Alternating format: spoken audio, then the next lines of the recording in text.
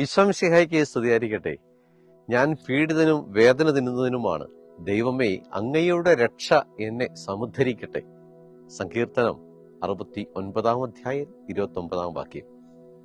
അനുദിന ജീവിതത്തിൽ ഒത്തിരിയേറെ വേദനകളും സങ്കടങ്ങളിലൂടെയും നമ്മൾ കടന്നു പോകുന്നവരാ. ഹൃദയത്തെ എപ്പോഴും ഭാരപ്പെടുത്തുന്ന അനുഭവങ്ങള്, നിരാശപ്പെടുത്തുന്ന പല കാര്യങ്ങളും, പീഡനങ്ങളും അസ്വസ്ഥതകളും ഒക്കെ ജീവിതത്തിലുള്ളവരാ. എങ്ങനെ നമുക്കതിനെ മറികടന്ന് ദൈവത്തെ സ്നേഹിക്കാൻ സാധിക്കും?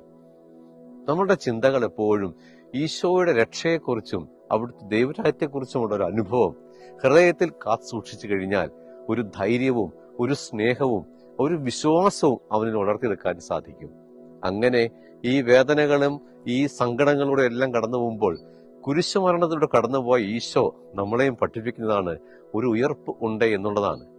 ഈ ഒരു ബോധ്യം മനസ്സ് സൂക്ഷിക്കുമ്പോൾ ഇതിനെയൊക്കെ മറികടന്ന് ധൈര്യത്തോടെ മുന്നോട്ട് പോകാൻ നമുക്ക് സാധിക്കും. ഈശോ നമ്മളെല്ലാവരെയും സമർത്ഥമായി അനുഗ്രഹിക്കട്ടെ. തിരുരക്തത്തുള്ളിയൂറും നിൻ തിരുമുറിവുകളിൽ